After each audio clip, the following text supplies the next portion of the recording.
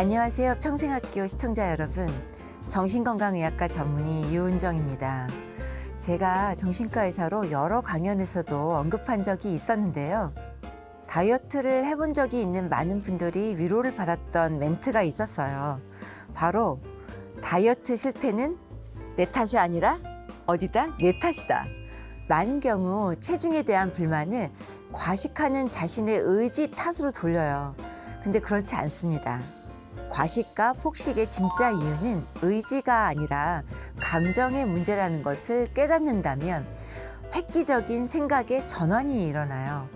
이제라도 다이어트를 음식이 아니라 감정의 문제로 바라보면 어떨까요? 나의 어떤 감정 때문에 자꾸 먹게 되는지를 살펴보는 거예요. 그 순간부터 식사량이 아니라 나의 감정을 들여다보기 시작한답니다. 많이 먹는 나를 탓하는 대신 나의 감정을 살펴보는 것이죠. 스마트한 다이어트는 음식을 조절하지 않고 나를 음식으로 몰고 가는 감정을 조절하는 것입니다.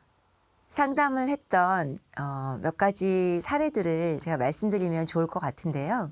항상 엄마와 싸우고 난 다음에 그 다음에 폭식하는 경우가 있었어요. 요즘은 성인 자녀들과 부모가 같이 사는 것이 엄청 스트레스를 많이들 받고 있습니다. 엄연하게 독립을 하고 싶지만 여러 가지 외부적인 환경 때문에 또 상황이 독립하지 못하면서 미성년의 시기보다도 오히려 성인의 시기에 부모와 같이 사는 경우들이 참 늘고 있어요. 결혼이 늦어지는 경우도 있고 또 경제적인 독립이 그만큼 어려워지기 때문에 그런 것 같습니다.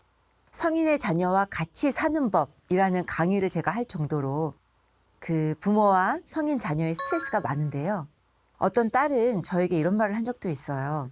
아무리 생각해도 저희 엄마는 친엄마가 아닌 것 같아요. 엄마가 내 편이 되어주는 것은 아니고 항상 저를 공격해요. 너는 그렇게 많이 먹으면서 어떻게 살을 빼려고 하니? 너가 그러니까 시집을 못 가지. 뭐 여러 가지 그런 악담을 퍼부으면서 환자분이 자기 분노에 못 이겨서 엄마에게 막말을 하고 난 이후에 자책이 너무 심해지는 거예요. 내가 이렇게 엄마에게 막말을 하다니 정말 한심하다. 그리고 어머니가 한 말이 진짜 자신의 자존감에 직격탄이 된 거예요. 왜냐하면 내가 아무리 직장에서 성공을 하고 성취해서 인정을 받더라도 가장 인정받고 싶은 우리 가족, 가장 인정받고 싶은 우리 엄마에게 좋지 못한 이야기를 듣고 자존감의 상처를 받았을 경우에는 그 분노와 그 자신에 대한 자책이 엄청난 거죠.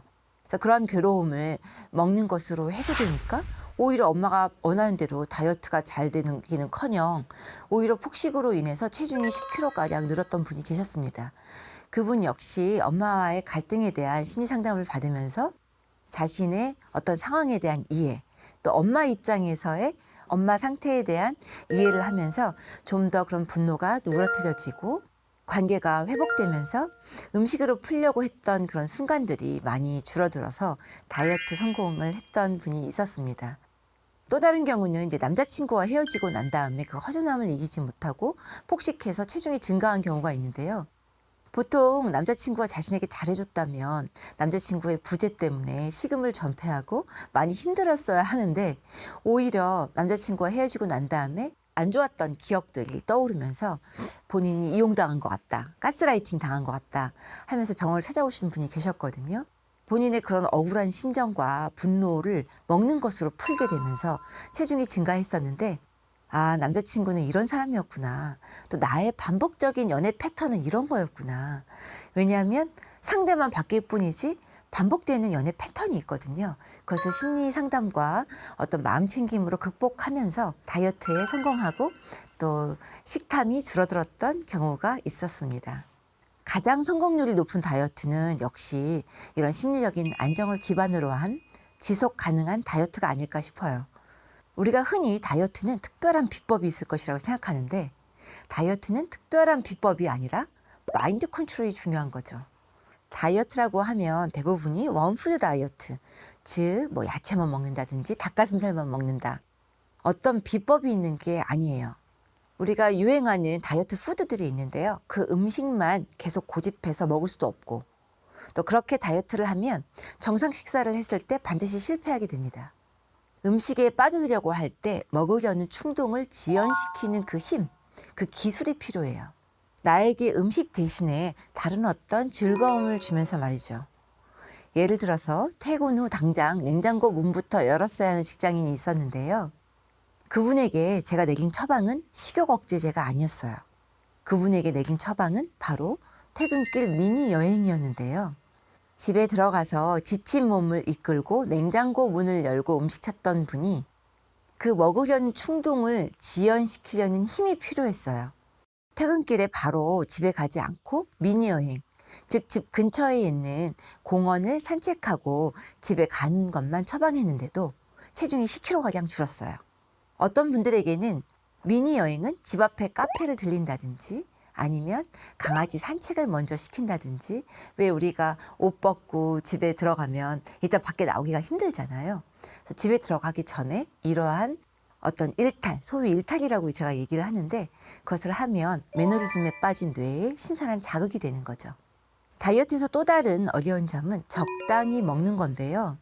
생각의 유연성이 생기면 적당히 먹는 것이 가능해져요. 생각이 유연할수록 다이어트의 성공률은 올라가게 됩니다.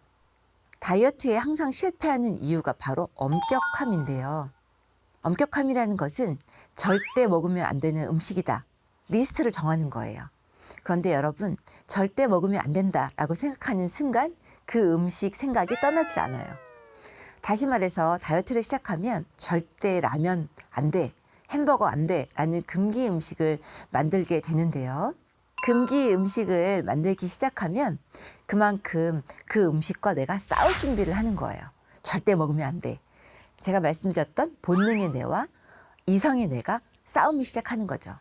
또는 숫자에 집착하면서 엄격함을 보이는 건데 절대 50kg로 만들 거야.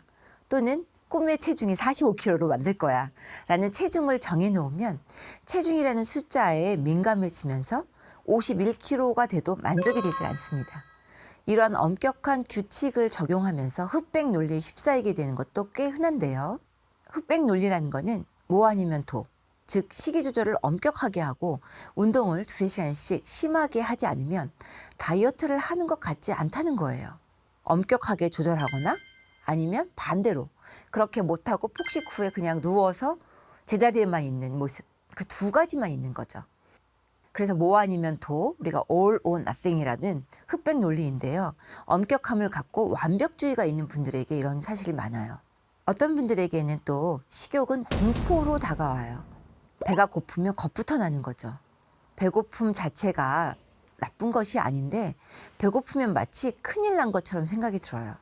그래서 저에게 찾아와서 원장님 또 배고파요. 어떻게 하면 배고픔을 없앨 수 있을까요? 식욕 억제제 처방해 주세요. 그런데 저는 NO. 식욕 억제제를 먹는 건 절대 안 된다. 혹시라도 시청하시는 분들 중에서 식욕 억제제를 드시는 분이 있다면 식욕 억제제는 항상 일시적인 효과일 뿐이라는 것을 명심하셨으면 좋겠고요. 그런 경우에는 식욕을 달래지 않고 항상 식욕에 대한 공포 때문에 식욕과 싸우게 된다는 점 기억하셨으면 좋겠습니다. 여러분, 절대 먹지 말아야 하는 순간이 우리의 뇌는 바로 전쟁 상태인데요. 다시 말하면 다이어트를 하는 동안은 본능의 뇌, 즉 변연계, 안쪽에 있는 뇌고요. 이성의 뇌는 이 앞부분, 인간에게 가장 발달된 전두엽이죠. 그 두 부위의 싸움은 계속 진행되는 겁니다. 다이어트를 위해 먹지 말아야 된다는 이성의 뇌와 그래도 먹고야 말겠다는 본능의 뇌가 치열하게 싸우게 되는 거죠. 그렇다면 여러분, 다이어트는 항상 고통일 수밖에 없을 거예요. 다이어트는 곧 고통이다. 다이어트는 난 내일부터 시작할 거야. 오늘은 실컷 먹고 내일부터야 라고 생각하시는 분들은 다이어트에 대한 압박에서 좀 벗어났으면 좋겠어요. 바로 생각의 전환이 필요한 시점인데요. 다이어트는 무작정 음식을 참고 굶는 고통의 시간이 아니라 그동안 외부에 빼앗겼던 심리적 에너지를 나에게 돌려주는 시간이 되어야 돼요. 좋은 다이어트는 나에 대한 탐구에서부터 시작된다. 나에게 이로운 음식은 무엇일까? 나는 왜 다이어트를 지금 하는 걸까? 왜 이 시점에서 나는 살을 빼고 싶은 걸까? 또 무엇이 나를 행복하게 할까? 나는 이렇게 배가 고픈데 그 이면의 감정은 무엇일까? 이러한 사실들을 나에게 묻고 답하면서 내 모습에 좀 더 가까이 가게 되는 겁니다. 그래서 최고의 다이어트는 좀 어색하게 들릴지도 모르겠는데요. 나 자신과 사랑에 빠지는 겁니다. 제가 나 자신과 사랑에 빠져라 라고 말하면 다들 오글거린다고 하고 좀 어색한다고 하시는데요. 여러분이 누군가를 좋아하면 보기만 해도 배부른 기분 한 번쯤 느껴보셨을 거예요. 너무 옛날이라 기억 안 나시나요? 그 사람을 생각만 해도 배가 고프지 않죠. 참 신기한 일이죠. 이처럼 내가 집중할 수 있는 대상이 있으면 심리적 포만감이 생겨나요. 그 비밀은 뇌에 도파민이라는 신경전달 물질에 있는데요.